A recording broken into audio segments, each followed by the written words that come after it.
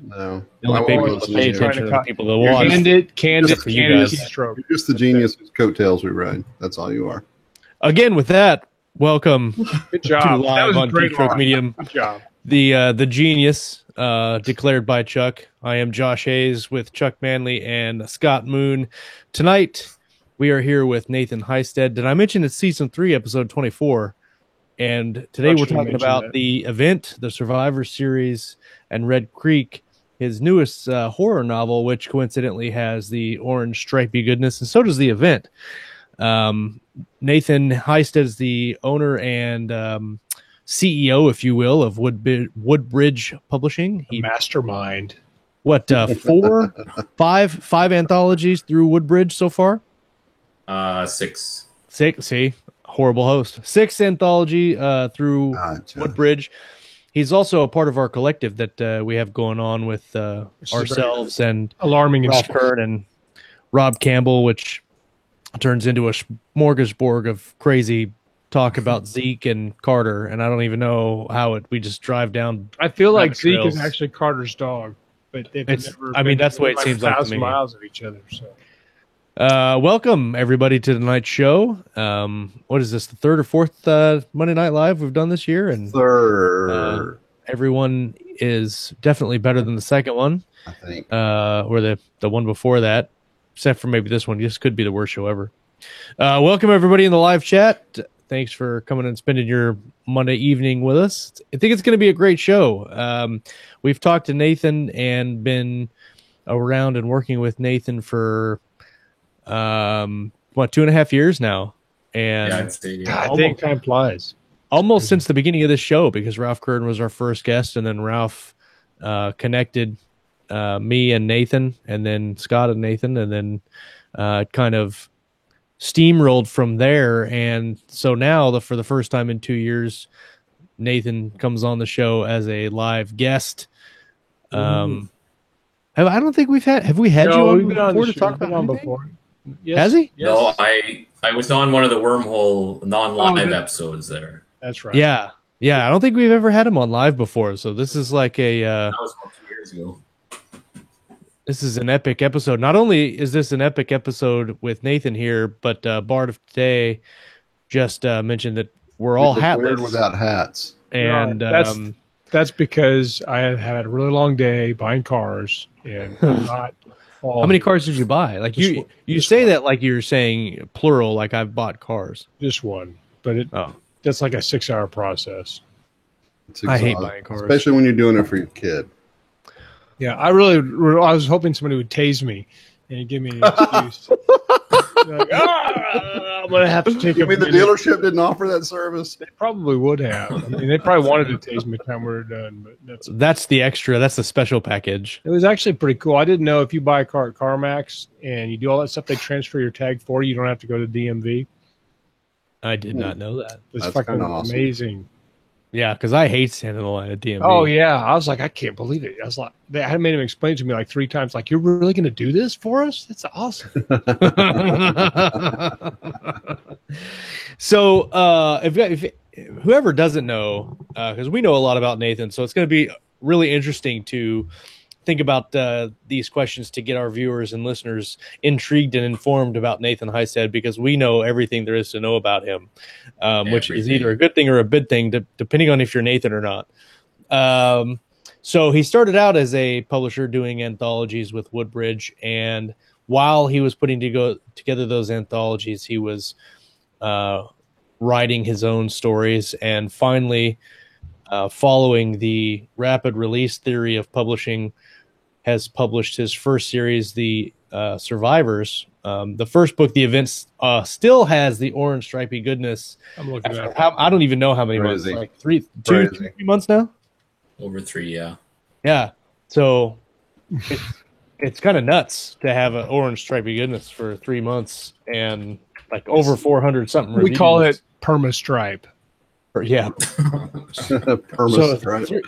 352 reviews. Reviews with a, wait for it, 4.1 star average, and it still is the #1 bestseller in travel fiction, or travel adventure fiction, excuse me.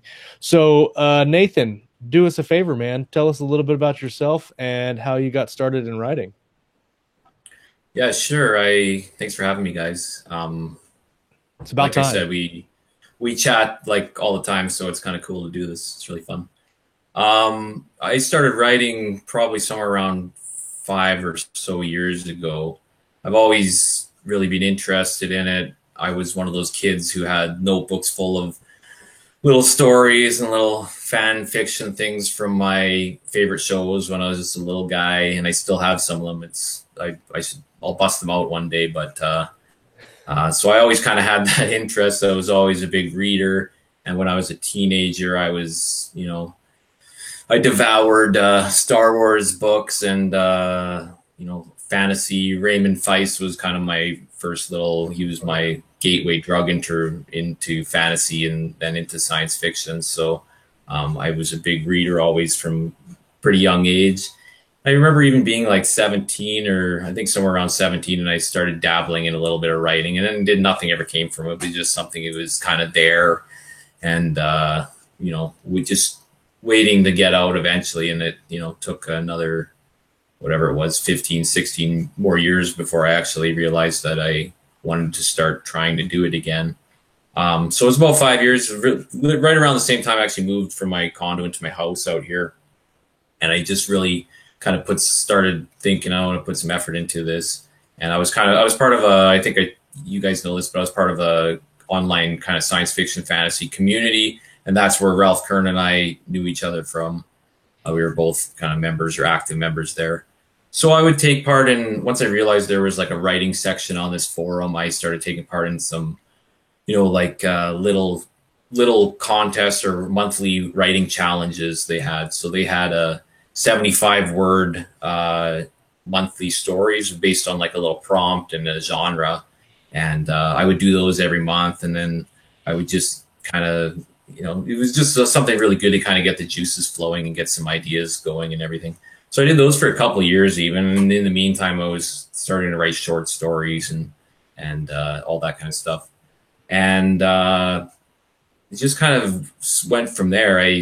I was writing short stories and I started submitting them like everybody at the start with no real plan to just kind of start a novel off the bat. I did try to start a novel. It was terrible. So I really went back to the writing board and said, I need to learn how to do this before I waste years of my life trying to write a novel. So I was really kind of doing those short 3,000, 4,000 word short stories, mostly in the horror genre. And I started to get a few little acceptances into a couple, small press publications. Got into a couple little magazines on some flash fiction and stuff like that. So it was pretty cool. It was neat to see myself get a few acceptances near the start. I had a kind of a small group of little beta readers and stuff that I would swap with from the same community, and really just tried to improve and grow the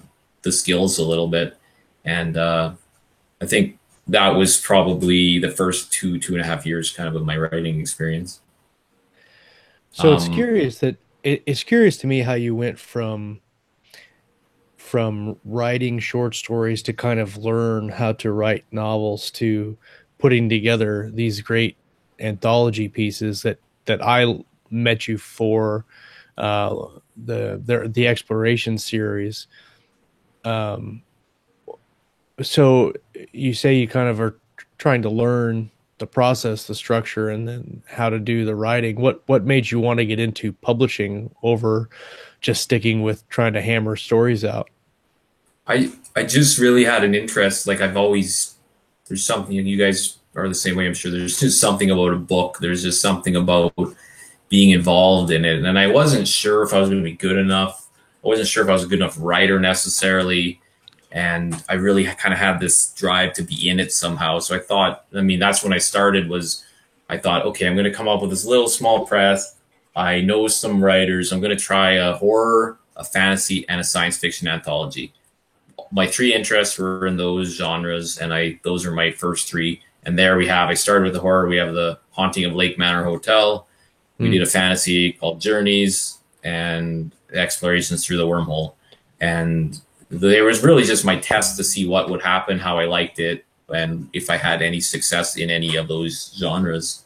And obviously the explorations had the most success, so I just stuck with that. I like so you picked for the anthology Through the Wormhole. For people that don't know, this came out in 2016, and basically it's 14 individual short stories that basically the only prerequisite was that they had to be based around wormholes. And so everybody kind of wrote their own story. Some of them were kind of loosely based in some timeline that I remember it started in like kind of present or near future tense, and then kind of went through to the future, but they weren't linked in any way, and did really well. We got an audiobook and everybody liked it. The stories were really good. And so we did the second one, and when you went to do the second one, your idea was to kind of link them a little bit more, and then we kind of continued to link them through there. What was your inspiration for kind of creating those themes and those linked stories and those follow-on anthologies? Well, that's where I think that I thought it would just be a little more interesting. There's a lot of anthologies out there, and I think right around that time too, it was kind of when what's the series called? Samuel Peralta's his series is Future Chronicles were out, and I mean they're really cool because they're based on like a theme. They're all very themed. That was kind of what I did with Through the Wormhole, but I thought it would be a little bit different. It was kind of something newer to link these, and I remember just being a kid and reading the Star Wars, like the Bounty Hunter collections or the Tales of the Empire and these different things. Yeah. And then there was also a fantasy series. I think it was, what was it called? Thieves World. And it was basically like a city with, there was a city and there would be like the similar characters. Some of them would cross over in stories, and there would be, they'd have commonalities, this guild and this whatever. So it was kind of that same idea, like let's connect the stories and make it a little more novel-like, with still some fairly open themes.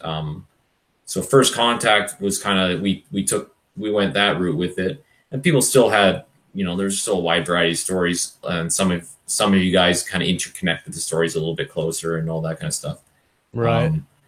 With Explorations War, we kind of took it to the next level almost, and it was more of like an invasion on our solar system, and had a little more plot points put out there for the authors, so it was even a little more intertwined.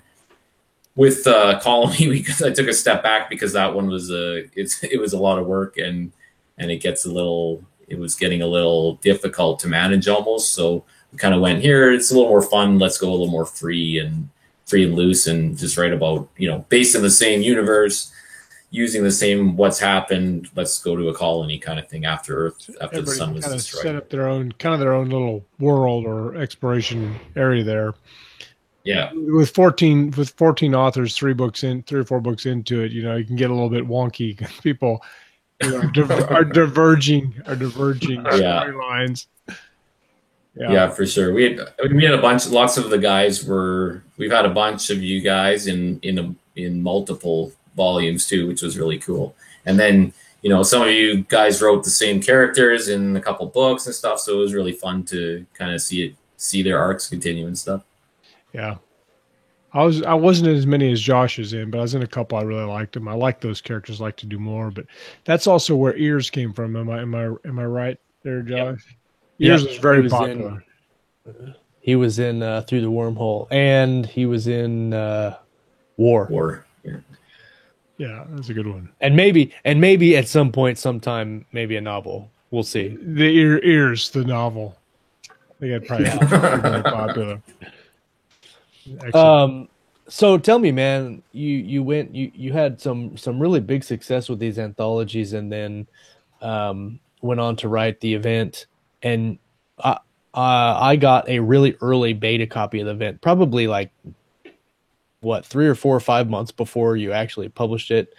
Oh, it's probably almost a year, I think, because it was a while. It was a while, yeah. But you you followed the rapid release schedule that Jason Onspach and Nick Cole kind of made popular with their Galaxy's Edge series, and it worked really well for you. Of course, obviously with some advertising and media splurge, if you will, to get the book to launch and stick. But of all the people that we've seen launch over the last 6 months, probably, I think haven't seen anybody hold on that long. Yeah, I mean, well, you launched and it went up, and we've seen several people, including ourselves, launch and go up and stay around, above 500.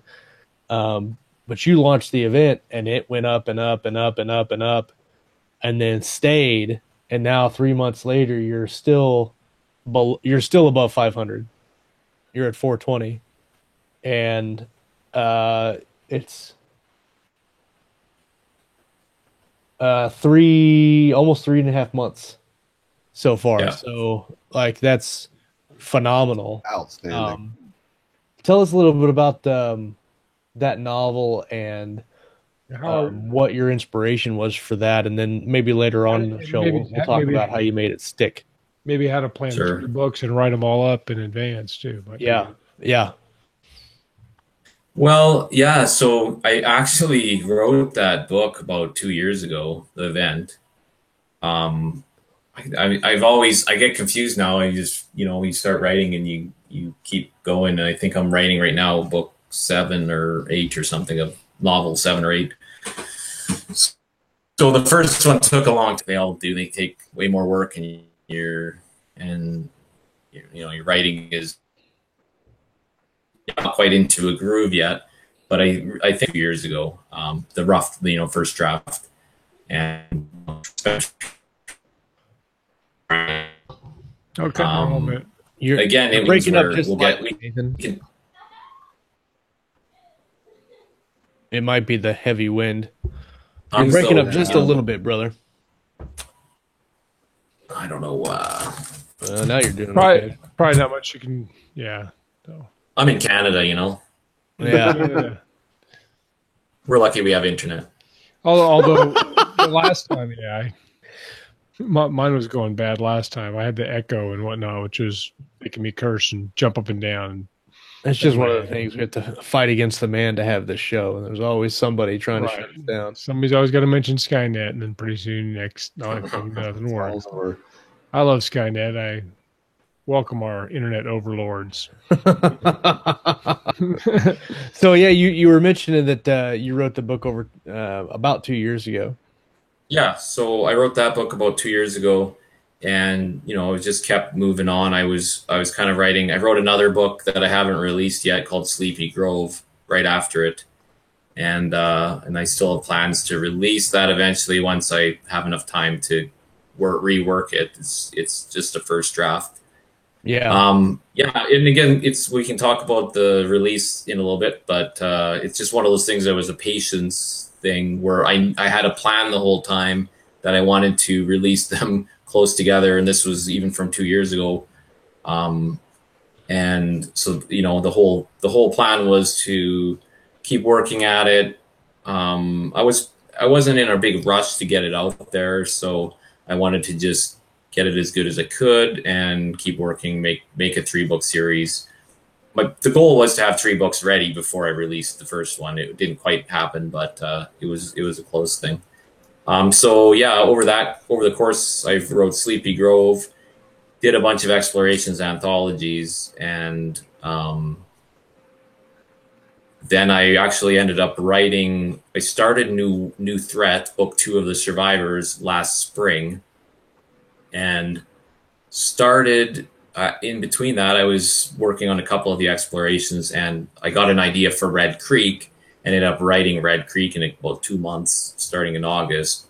And August was kind of my turning point where I really put a big focus and a push into my writing, and it became part of my daily routine, where before that there was always an excuse or something going on. But I think last August I really put it in, this is something I need to do, and I need to work on it every single day. And I know you guys have, Absolutely. I see Scott's I have some crazy running triathlons and saving kittens and all this stuff. Right. Also sleeping and then writing stuff. Helping old ladies across the street and stuff. Hold on a second. I'm also writing a book, Old Lady. I was So it's always good to make that part of your routine. Obviously, that's what you really need to do. And we've talked about it a lot, whether you're doing 3,000 or 5,000 or 1,000 or 500 words a day. Just get some words down, and it's amazing how quickly they add up. I'm working on book 4 right now, and my goal is 1,500 a day, and I'm not hitting it every day, but I started it just over a month ago, and I'm at 40,000 words as of today. So it all adds up. It's just about the routine. It's not about, it isn't as much pressure as some people might think it might be, but yeah, you just need that forward momentum, man. That's it. I'm a big fan of process. I really, whether it's in writing or other things, I really think that you get the process that works for you, and then if you, especially if you enjoy the process, that it's just long term. It's so much, get the process down, then the results will come. But I think we're too results focused sometimes about stuff, because we think when we reach goal X, then everything will be good and we'll be happy. But really, the process is what matters. So. You got it. But yeah, 1,500 words writes a lot of books. 1,500 words a day. Well, go ahead, Dennis. No, I was just going to say, for the event, with that series, I mean, it's an alien. It starts out as an alien invasion series, but it actually turns into a lot more. So tell us a little bit about what kind of went into the idea and what kind of inspired the story. Sure. Yeah, I just mentioned earlier about those 75-word challenges. So it was actually from one of those 75-word challenges. The first line of the book is the first line of my little 75-word story was the ships came at dawn, and that kind of just set the tone. It was just a little story about these ships coming down, and a guy ended up remembering his wife's words, and he put on this amulet, and as everyone got lifted from the world, he was still there. And it just ended with the ships left at dusk. And that was the whole little tiny story, but it was just like the spark of an idea that stuck with me, and that was it. And when I kind of decided I was going to start trying to write a novel, that was the idea I had, and it was really quite basic. It's a basic idea, like lots of books are, I suppose, at the start. What would happen if a regular everyday guy, and Dean Parker in this case, he's an accountant in upstate New York, whose wife passed away a couple years before. What would happen if the aliens came down, beamed everyone away, and he was left there with a couple little clues to try to save humanity? It was an idea that intrigued me, and I just kind of rolled with it. We talk about covers a lot on these shows, and obviously your covers are Tom Edwards covers, but did those inspire? Because I know you got those all kind of before most of the books were written. I know you got the fourth and the third one before the books were finished. Did they inspire the way that the way that your series kind of went, or did you all already have that? Because it kind of goes from kind of a space invaders, an Earth invasion story to like a space opera type, kind of like Give Me Freedom or Give Me Death from like John Ringo's aspect of his novel. Right. So I'm curious about, because we talk about covers and inspiration a lot. Did they influence the way your books went, or did you already have that planned out when you started? No, I had them. I had the ideas already. It was interesting, like with the event Machu Picchu, I wanted that in the distance. I wanted the figures. There's two of them. There was two of my characters, Magnus and Dean, were going there, so I wanted them just kind of overlooking Machu. It was just that's like an iconic place. It's pretty amazing, and I thought it would be really cool for the front of a cover, and very intriguing probably. And then ship over it with a beam, adding the science fiction aspect. I actually remember I was talking to a few people, and I think it was CCAKK, I think, that suggested putting a beam on it because it initially didn't have a beam, and he said it would stand out a little bit more as science fiction with a beam. So it's kind of neat when you can bounce things off people. Oh yeah. So with book 2, I had written the book already, and that was kind of a scene. There's a cool, it's one of these journeys through space in the second half of New Threat, and they end up going to the station that's kind of abandoned and whatever. So that was the idea for that. And book 3, I was only about 20,000 words in when I got the cover done, and it's an early scene from New World, and they go to Proxima, and that's a scene that's just one of the early scenes. And I thought it would be kind of it's a new world, it's their colony planet, and there's a little station and their ships going there. So I didn't I had the book fairly planned out, but I still wanted it to just kind of show their new world, right? For that cover. And then this newest one, the books are planned out. I could almost maybe get covers done for the next 2. And it will be, I think, the book 5. I don't have a title for it yet, but book 5, I'm booked in for next month to get a cover for it. But again, I had the idea for the end of the book, and that's a scene. The Ancients is a scene from the end of that book. I don't know if it's kind of early to jump into it or not, but and actually, you know what? Let's roll the show sponsor, and then I'd really want to talk about how you planned out the series, because I love hearing how people plan that stuff out. Sure. So this week, the show sponsor is the audiobook version of For a Few Credits More. It's more stories from the Four Horsemen universe. Scott and I both have short stories in this collection. And they were a bitch to write, and they're not that short. And I got yelled at by Chris Kennedy because my story was too long. Because you got yelled at because your story was too long, and then mine was like even longer by like 2,000 words. Yeah, didn't know. He gave us a word count, and we said no, we're going to write more than that. So 50%. Yeah. So the blurb is more authors, more stories, the same best-selling universe. It's the 22nd century. Humanity has taken its first steps into the galaxy, and we found ourselves in a vast playground of alien races, environments, and cultures. As the newest players in the universe on the universal stage, though our position is readily apparent, we are at the bottom of the food chain. Welcome back to the Four Horsemen universe, where only a willingness to fight and die for money separates humans from the majority of other races. While some of the stories in this audiobook deal with mercenaries, others introduce listeners to the other guilds, organizations, and races that make up the landscape of the Four Horsemen universe, and many of them provide background information to the mainline novels.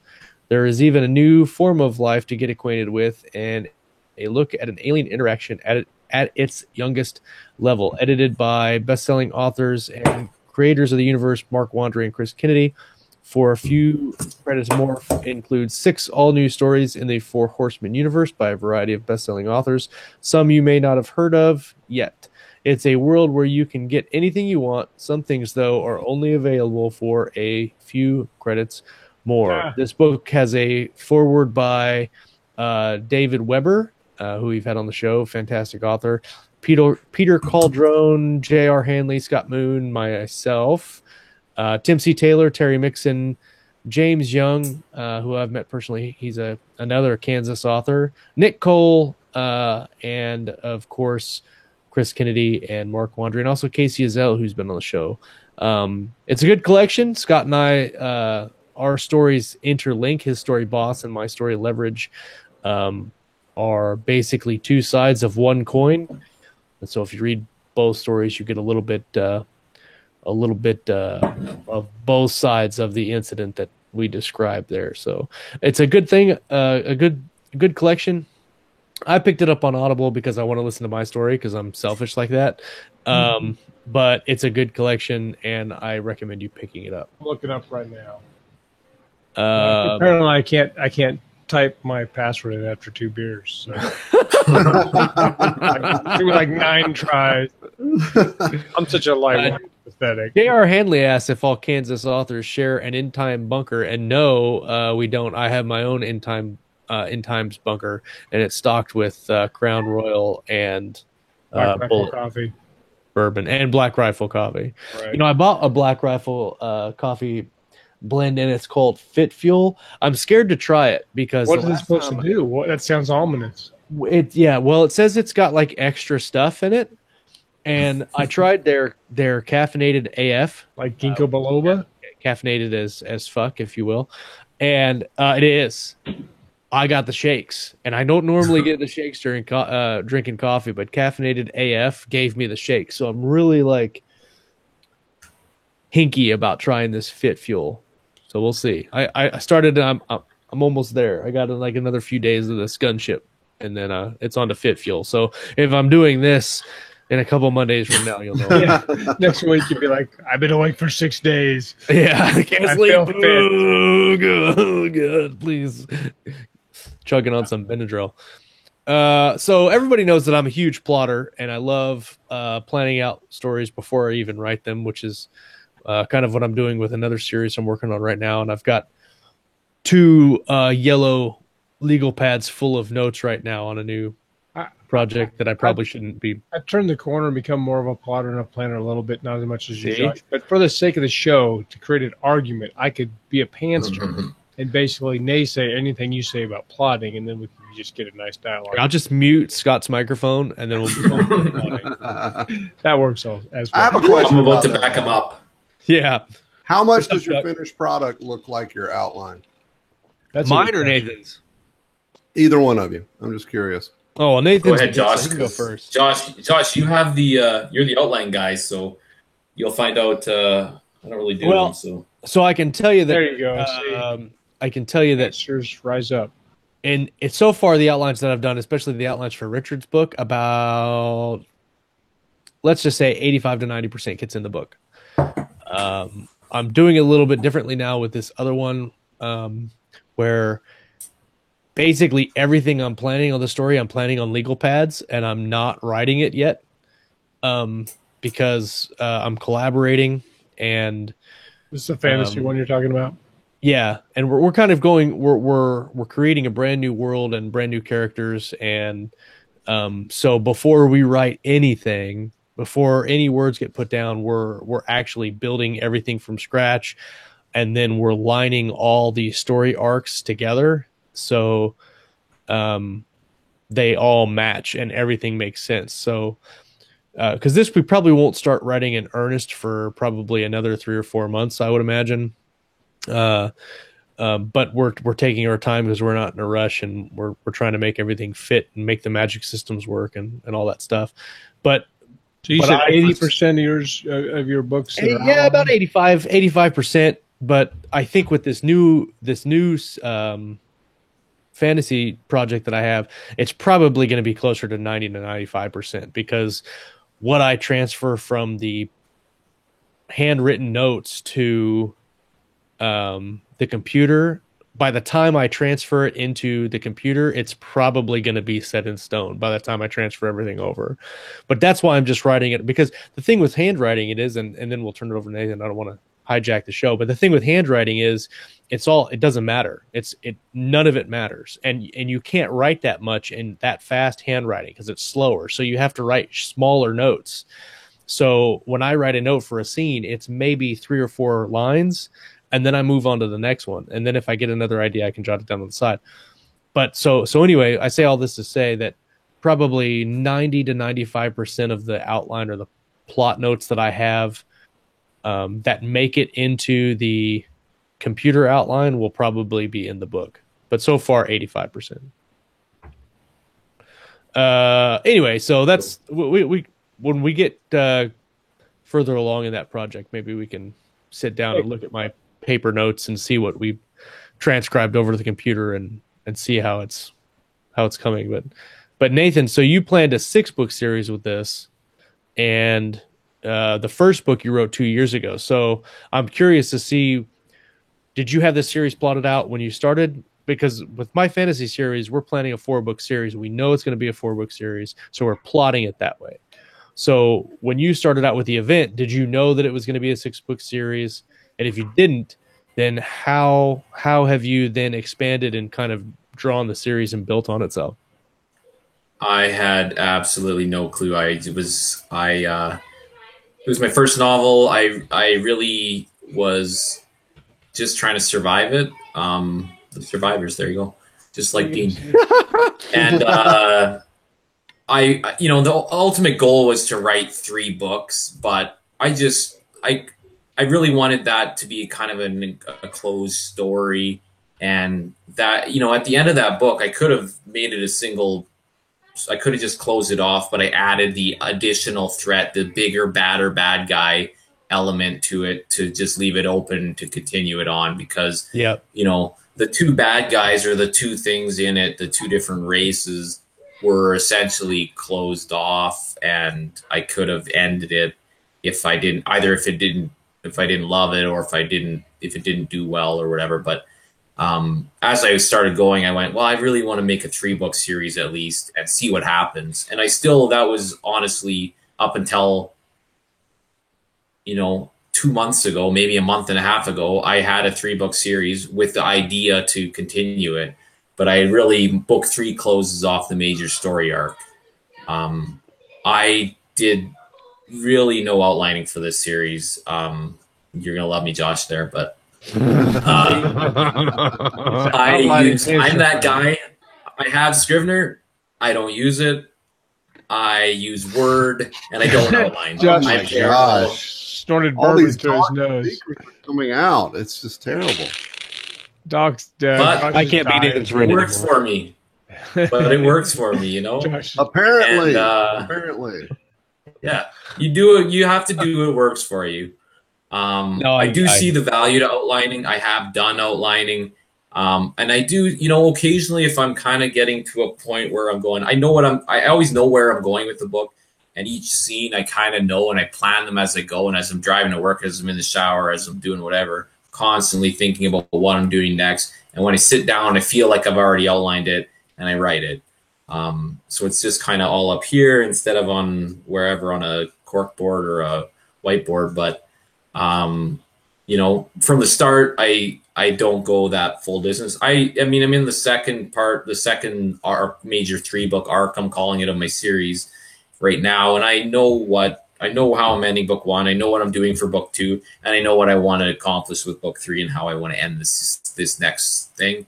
The major points, I know what's going to happen. A lot of things can happen in between, but it's to the extent that I feel like I know what I'm doing with it, and I don't really have a lot of surprises. And I say that, but there's always some more surprises and all that kind of stuff. But the tricky part is too, I feel like with the first couple books, I tried doing, with the event, I had a couple twists to the plot, a couple surprises in the story. And I tried doing this. I did the same thing with New Threat with book 2. So now it kind of becomes that, I'm trying to accomplish something like that along the same lines with each volume, and incorporate that kind of into my plans with it. But as for the full outline, I'm not doing it. But with my pen name project that I maybe won't get into tonight, our book 2, where we've started to write a collaboration, it is fully outlined, every single chapter. I know how many chapters I have. Every chapter is outlined, and when I get to write it, it's going to be a breeze, I think. But so I can go either way, but I'm working in a collaborative process with that, so it's a little bit different, right? Like you said, you have to kind of work together for it. Does it make it easier with a collaboration to have an outline? It seems like I think it has to. I think you have to. For sure, at that point. In this, I'm doing the writing, so not all the ideas are necessarily mine. We work together on the ideas, but I'm doing the writing for it. But you definitely need. I think you need to do an outline for something like that, anyways. But I've done both ways. The first book, which is already written and done deal, it was kind of a hybrid where we outlined 5 or 6 chapters at a time. I would write, get caught up, we go over it, and then continue on the outline to make sure we were kind of going in the same direction. And after the first book, and it worked really well. We just decided to outline the whole entire book too. So, there's nothing set in stone with it when it comes to planning a book, I guess, really, right? There's many ways you can do it. So. Well, you know, I've had several instances, especially a lot more during my drafting process for Terra Nova 3 than the previous two. Is there were some sections of the outline that basically just said, "Go all Rambo in the forest here," and I didn't have anything plotted out. In my head, I thought I had it figured out, but on paper, I didn't, and so it's taking me a little bit longer to work through all that. And just yesterday, I wrote 3,400 words on a scene, which was the most I'd written in one sitting on that book in a while, and it's because I had this really cool scene of this. What amounts to a pterodactyl / dragon eating a shuttle out of the air, while Carson's running on the top of the shuttle away from it. And I was like, that's a really cool scene. I'm going to write that. But then when I finished, I was like, well, now how I'm going to get them from A to B. And so, oops. I know that the more detailed outline I have, the easier it is to write. And so, like you mentioned just a couple of minutes ago, talking about, you know, you have all of your chapters, you know, how many chapters you have, you know what you're going to do. And it's probably going to be an easy thing once you get into actually start drafting it. Do you think that carrying through to book 5 and 6 of the Survivors, do you think that writing outlines for those books, like solid outlines, will help you get them out faster? Or do you just kind of like the process you have for those books and you're going to keep it that way? Yeah, I'm not really going to change it. I don't think. I mean, maybe it would be a little bit faster, but I think it's been working, and I'm just gonna probably just gonna stick with it. Yeah, you know, and like I said, if I get stuck on a certain section, I do kind of make I'll open a new document. I'll just kind of do basic plot points for the next couple chapters to make sure I get, like you said, from this point to this point properly. Yeah. So I'll do little, you know, easy kind of outlining, just basic points that I know I need to hit. Yeah, exactly. So let me ask you, I probably won't change it. Yeah. Let me ask you another question related to the writing process. So when you write, some people, they write a draft, whether outline or not, and they just hammer all the way through, straight from the beginning to end. Now, are you somebody who pushes on to the end, or do you go back and review what you read, or how does that process work for you? I never go back at all. I go through the whole book. And I mean, I go back to reference things or whatever, and then, you know, the odd time if I look at something, I'll make slight changes or something. Or if I know I've changed something, I'll go back, find where I need to make a change, just because I would rather do it then. Right. You know what I mean? But I'm not going to get stuck in that kind of revision hell in the middle of writing a first draft. I know, yeah. Yeah, so I just power through, and my goal is just to get the words done and get that book, the first draft, written, and then start working on it.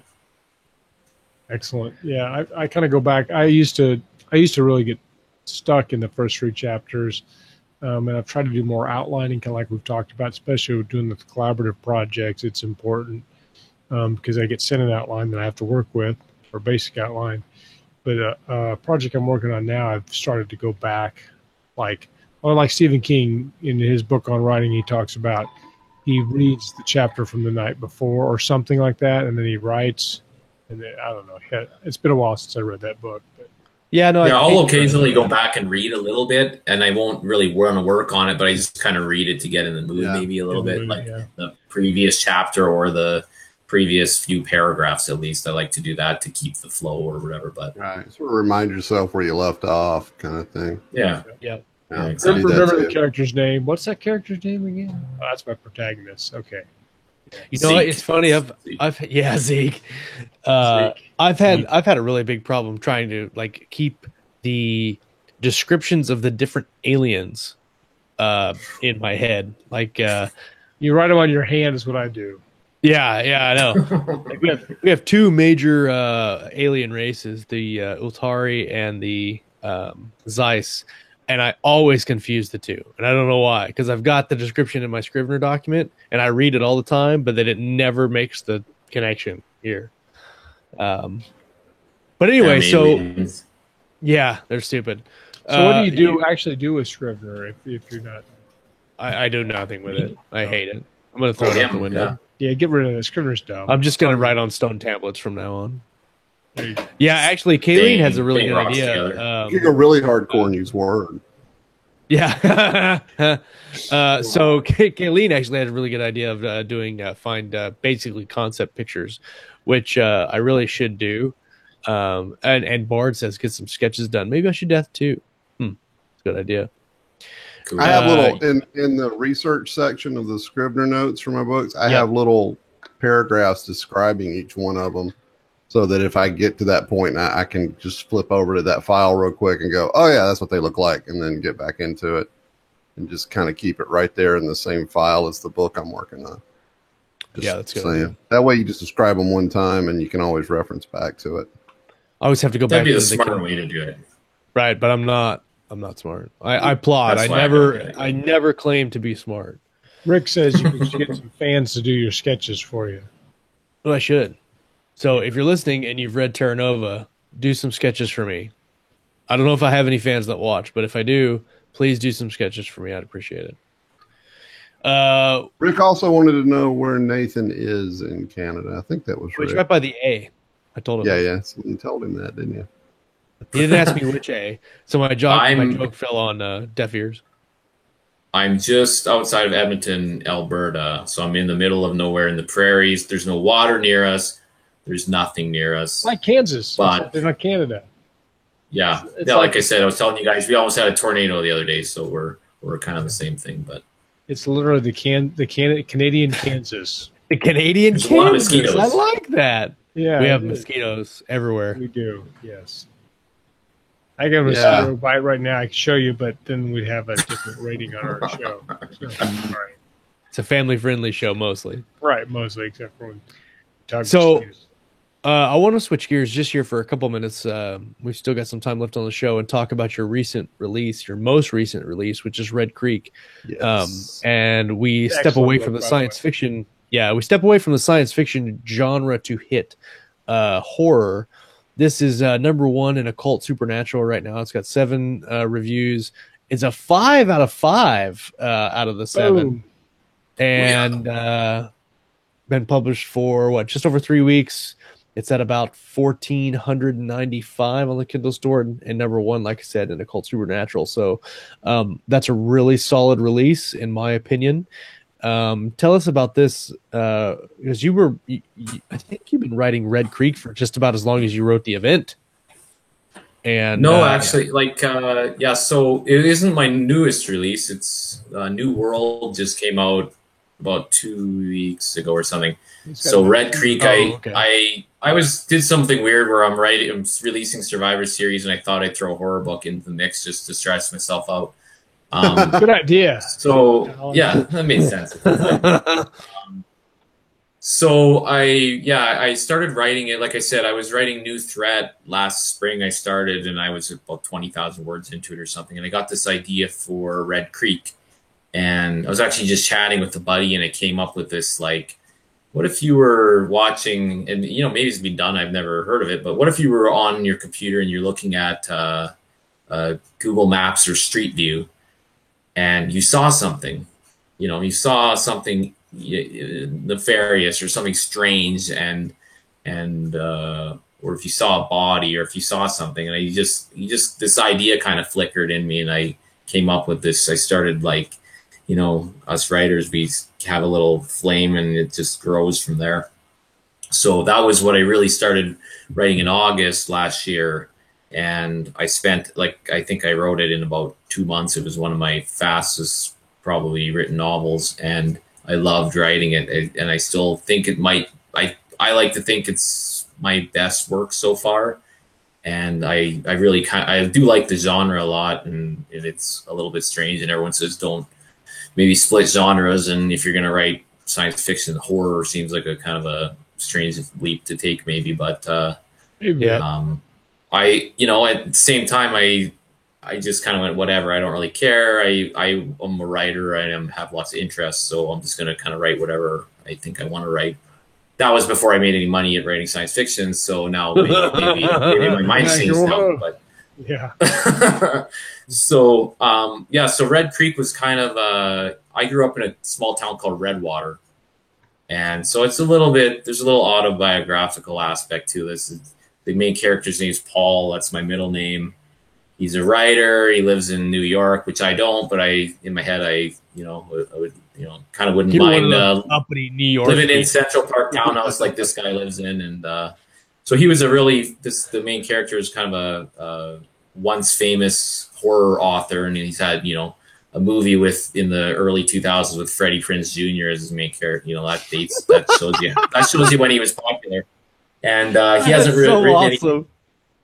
He hasn't written anything worth anything for a long time.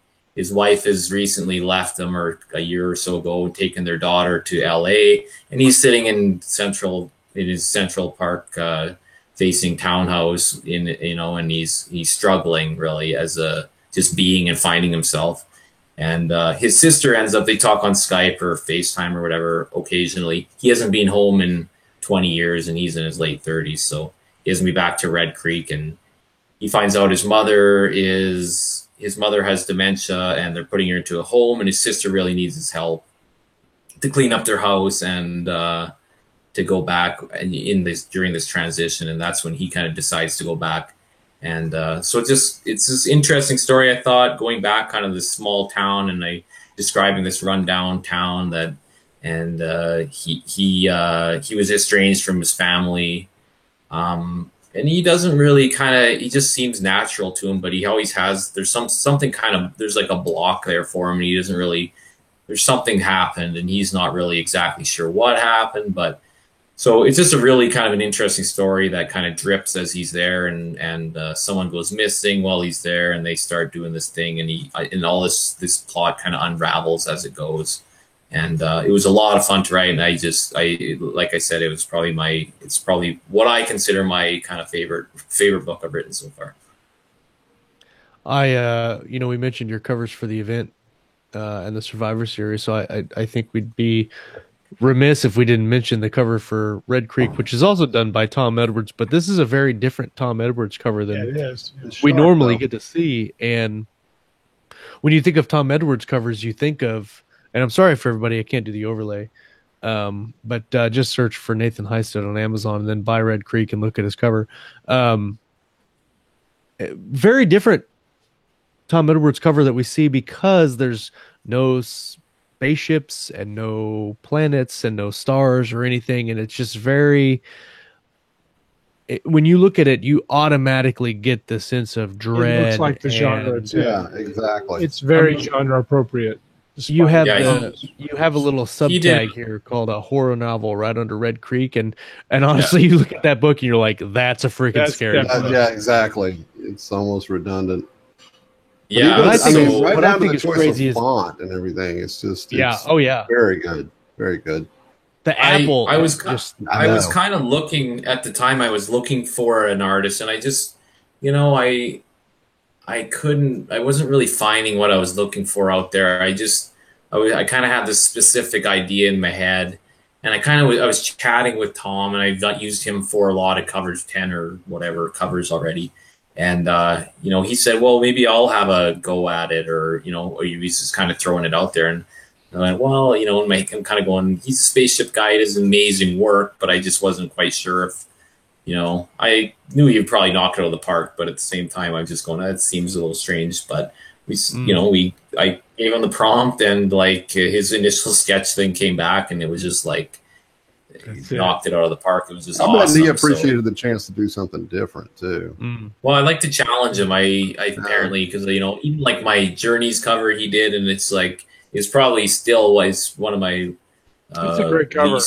Least selling books, but probably one of my favorite covers I've ever had is that Journey. It's an excellent cover. Yeah. So, he does awesome work, and obviously, I think it was kind of maybe neat for him to stretch his muscles a little different way and do something different, right? So, yeah, I don't know why I loved it. It fits so perfectly. Yeah, I love just the eerie, like the you've got either the late night or the early morning mist on the ground with an apple in the foreground that's half bitten into and it's rotting. And again, that's a scene from the house, the dilapidated house in an orchard. That's from the book, so it was just kind of fitting. Like, it's really cool. It's So once you read it and you see it, it makes sense too, right? So it's pretty neat. Yeah, and I think too that you've kind of like nailed it when it comes to doing what needs to be done to make bestsellers. I mean, obviously you've done it several times. You've hit that bestseller tag on Amazon. And so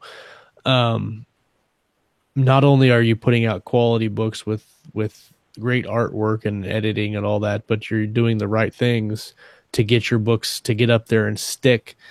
And we've got a few minutes left to talk about that. But what, in your kind of experience in the last couple of months with publishing all these books, have you found anything that really sticks out to you as this is what helped me hit the stickiness of Amazon? Yeah, with the event release, I've been planning it for a couple of years already. It wasn't something that just kind of fell into it. With the Explorations collections, I've worked with a ton of awesome indie authors, right? Some really big names. You chat with them, and you talk with them, and you work with them. And we have our own newsletter that we help promote other people in. We've been doing that for 2 years now. And it's all about, like we always say, it's the collective. The mantra is the collaboration and working and helping and lifting each other up and doing everything you can for other people at the same time. So we've always kind of had that idea. And I knew when the time came for me needing some assistance that I would be able to ask for it without feeling bad, kind of thing, right? So right. I had no expectations really releasing the event. Obviously, never expected the success that it's had in the least. It came down to, I had kind of a week to 10 day plan when I released the event. I wanted book 2 to be up for pre-sale. And I think you said Nicole and Jason Onspot, so they kind of did that same, release a book, have one up for pre-sale, release the next one, have the next one up at this, kind of routine. And, I had book 2 came out a month after the event. And so I had a month pre-sale. Book 3 was it was almost 2 months because it wasn't quite ready, but it didn't really affect it very much, I don't think, by having that 2 months. But I think it was because it was already in the machine of Amazon. So really that first week to 10 days, I think I had about 15 to 20, I'd probably say about 15 newsletter swaps arranged, with stacking, paid promos as well at the same time, using heavy Amazon ads on book 1 at a loss because the book was selling for 99 cents. And anytime someone clicks that, you're not making anything. Right. But the idea is I'm willing to spend the money to assist, help it at the launch. So I think it was just really newsletters, paid promo, and Amazon ads. I didn't do any Facebook ads. I didn't do anything else. I think my budget, to be honest with you, with Amazon ads and paid ads was probably only around $500 for the first couple weeks. And it really just kind of climbed. I honestly it was kind of a whirlwind. I can't remember how it ranked off the first couple days, but I think by about 10 days or 2 weeks, I remember we were talking and we've been looking at it. I think it peaked at 104 overall, and kind of stayed in those 100s for a couple weeks for sure. And again, it went to 200 and eventually it went to 300 and to 400, and it's kind of hovered around there. But over the course of 3.5 months, I'll take it any day of the week. Oh, yeah. No kidding. No kidding. Book 2 came out, and I'll book 2 in the month. I'll be candid here. It had just over 800 pre-sales at the full price. And I think for a month after having one book out, I thought that blew me away. I really had no expectations. If I had 100 pre-sales, I was going to be happy. So that kind of wowed me. And I know there's been talk about if you should do a pre-sale or not. The book still came out and hit 400 or 500 overall as book number 2. And it stayed within the top 1,000, I think, for another month and a half or so. And right now, I don't know. It's been hovering book 2,000. So it's kind of all just worked. And that first book, like you said, it gets into that Amazon algorithms and has a little stickiness there. So book 3 did really well. I did well over what I did for book 2's pre-sales, and it came out and released. It never quite had the same hit as book 2 did, but again, there's that diminishing sales, I think, as the series goes on. But as the series goes on, the reviews keep getting stronger and higher, and the reaction everyone's had seems to even get better. So that's a really good sign to me. Even if sales are less, the reaction has been amazing. So. Yeah, but even on your third book, you're still under 1,300. Yeah. After a month and 5 weeks. So. Yeah, right? That's 2 weeks. 2 weeks, I think. Yeah. Yeah. Sorry. But I mean, that's still incredible. I mean, there's people hundreds and hundreds of people that launch books every day that don't hit 1,400 ever. Right. Oh, so it is definitely still amazing. I'm not. It's been quite a ride. And I mean, even your pre-sale book 4 is under 5,000. It's 4,100, and it's not even out yet. Yeah, if you could be under 5,000, you're doing all right. I think for sure. Well, right now, book 4 has been up, and I put that. I'm still right. We're done. I'm still doing pre-sales a day right now on it, and it's not out till August. And I mean, if there's any chance that actually keeps pace, I'll be very happy with that, obviously. But so it shows me it's really interesting that it's a good sign that people are reading them and continuing to actually buy and pre-order a 4th book. It's been quite amazing. You broke up just a tad there at the end when you were saying how many pre-orders you're getting a day.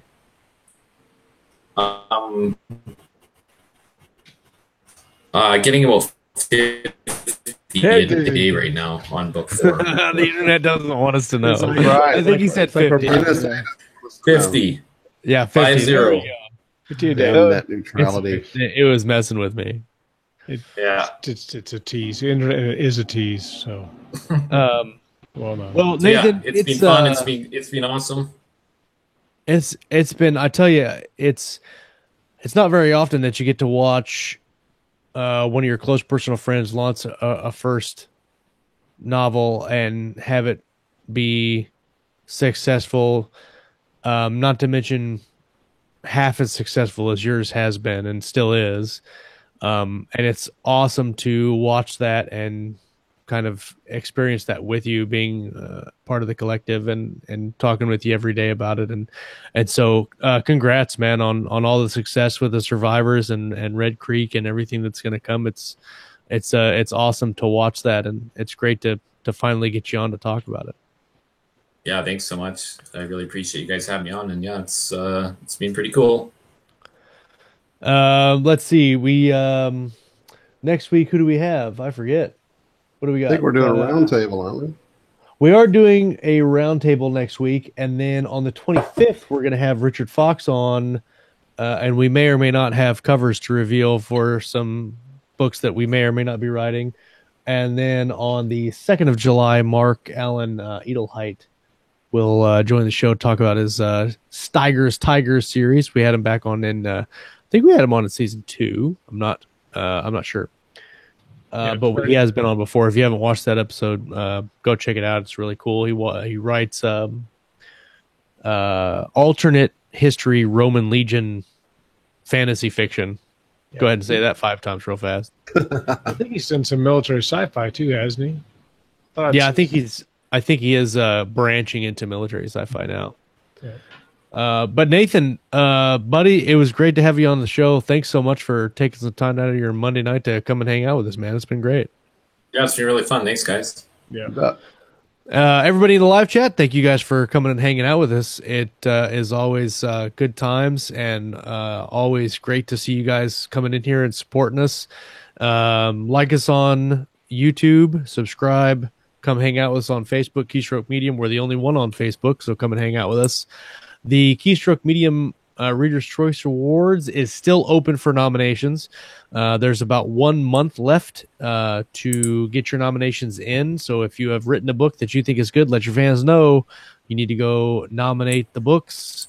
If you have read a book that you think is worthy, then you need to go nominate that book. We are getting... Promote it, advocate for it, stand up, and... let people know. Start a Facebook fight on which book you think is best. That's Facebook fights are always the best. Facebook fights for who's got the best sci-fi. That's right. The award.